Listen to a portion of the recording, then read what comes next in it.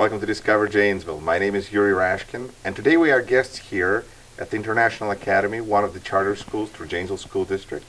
My next guest is Superintendent of Janesville School District, Dr. Karen Schulte. Karen, thank you for being on Discover Janesville. Well, I'm excited to be here. Thanks for inviting me. And we're actually going to talk about the TAGOS Academy. What's the right way to pronounce that? Yes, it is TAGOS, though okay. I've heard people say TAGOS as well. TAGOS is actually a Greek word for leadership, and when we started the academy, we looked for a word that would be unique, that would be somewhat catchy, but would also personify what we wanted this charter school to be about. So we came up with the word TAGOS. And you were actually involved with starting the academy. Yes. What made you think that this program was needed?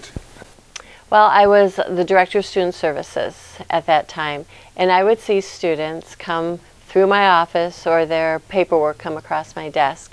Students that were expelled, that were not doing well in school, students that wanted to go on to get high school equivalency. So for some reason, regular school, the four walls of regular school was not working for them. And I would look at their test scores, and I'd look at their grades, and I would see all these mismatches. Some of them would be 9th, 10th grade, and they'd have 12th grade reading levels or higher, 12th grade math scores, and they were getting Fs. So obviously something wasn't right. Something was not working right within our school system. So it was also the time when charter schools was really increasing in their popularity in the state of Wisconsin, and there was money available, as there still is money available to start a charter school. And in most school districts, the charter schools are instrumentalities of the school district. So unlike other states where charter schools are totally separate private entities, our charter schools are School District of Janesville charters. And that's one of the questions we get all the time. How much does TAGOS cost? Right. And it's zero. Well, one way to look at it is it's zero because anyone can apply to go to TAGOS. However, it does cost the taxpayers money. Right, so, and I'm sure there's some little fees that are... Yes, some student school fees. Right. So, so there's that. But that it's no piece. more expensive than public school. Right, yeah.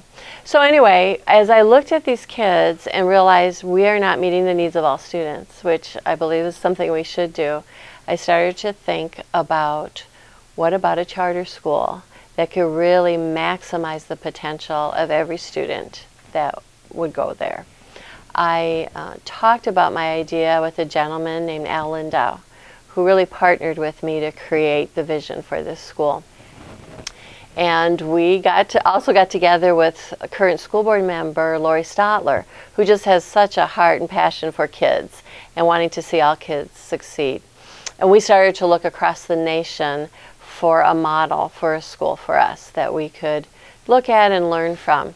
So, and again, there's charter school money available, a planning grant money, and so we received that. We wrote the grant, and we received the grant, and we were fortunate enough to go to Appleton to look at Valley New School, which is a project-based school, which is now similar to TAGOS, and then also High Tech High in San Diego. And the two schools just blew our minds, what we saw, and we thought, boy, if we could create something like this in Janesville, then that's what we want to do. I had the pleasure of actually being in the school itself.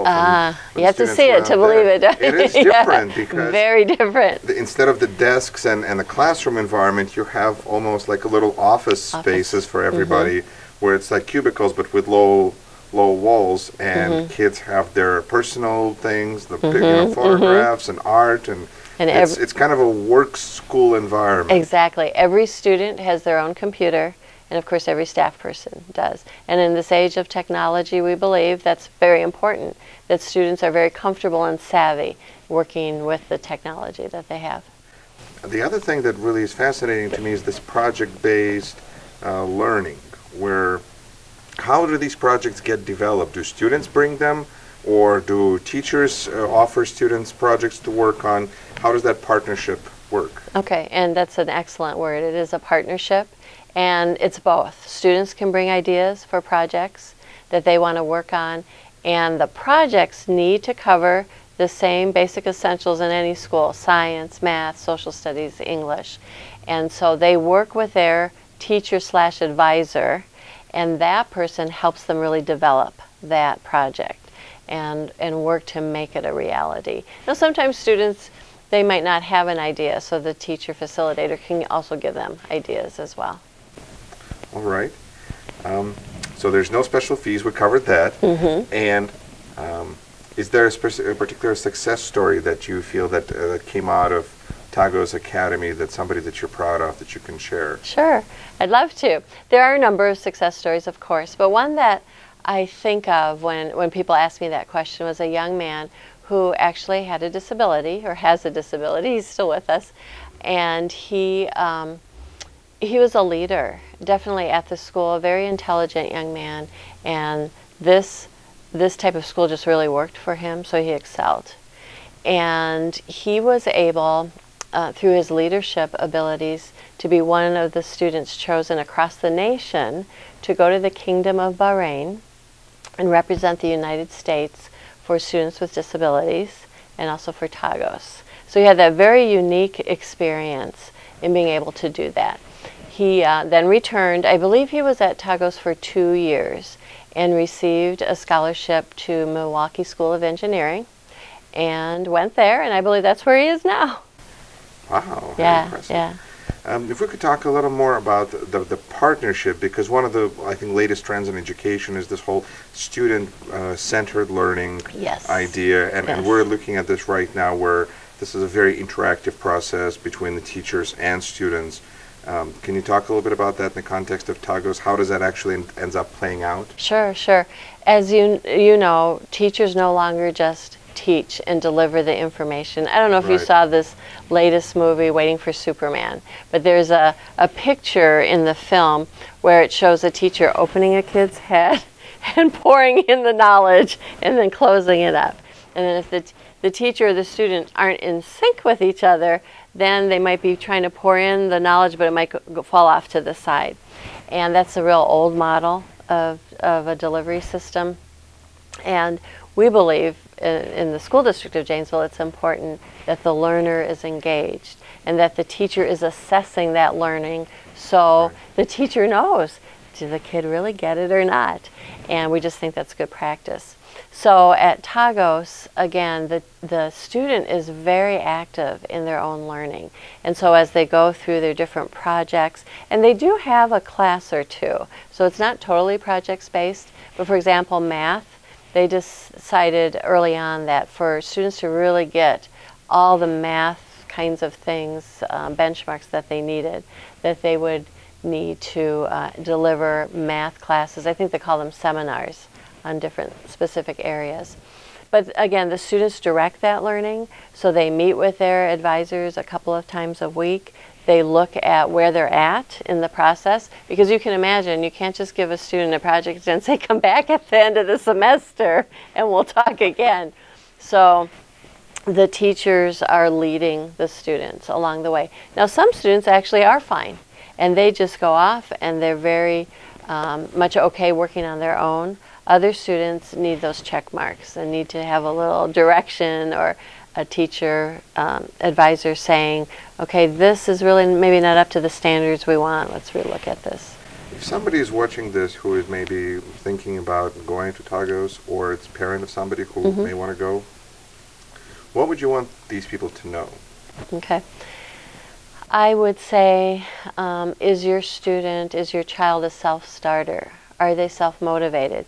Now sometimes that's deceiving, because again, the student may be sitting in a classroom at one of our comprehensive schools and they're not motivated to work. So sometimes it's good to just have the student come out and visually see what TAGOS looks like and what it has to offer. So that self-motivation might come from a number of different ways. Also students, it helps if they have interest in different areas that they might want to study, like ancient history. We had a student there that was really interested in airplanes and helicopters and how they flew, and so he was really able to go off into that direction and to study that area. So I think it's really helpful if there are areas of interest that they already know that they're interested in and they want to move forward on. Also technology. It helps that they have an interest or a passion for technology. They don't have to be totally technology literate, though with our kids in this day and age, most of them are. They're way beyond us. But not the usual paper, pencil kind of learning or book learning. I also think it's important for kids to like a looser structure. If you're a student that likes schedules and bells and desks in neat rows and you know what's going to happen one period after the next, then TAGOS wouldn't be for that student. But a student that's probably highly creative, I would say, and likes a looser structure, can direct their own learning, that would be the type of student that would be successful. Great. What have you learned as an educator, as a person, from this whole TAGOS experience? That schooling is exciting, and of course I became an educator because I believe that. But you can design schools and programs to meet the needs of all students, and it can be just incredibly exciting. Great. And finally, for those who want to learn more about TAGOS, is there a website, a phone number that people should have? Yes, there is a website, and you can get to it off of the Janesville District website, or you can just Google TAGOS, and they can certainly see the phone number to call TAGOS as well if they have interest. And certainly I would encourage people to just go out and look at it, or at any of our charter schools, because it's amazing. That's a very important point. Just get out and take a look at it. And see, because I don't think any words can describe what you could visually see, and it could change somebody's mind about what school they would want to send their child to. Great. Well, Dr. Schulte, thank you so much. Thank you. Good luck. Thank you.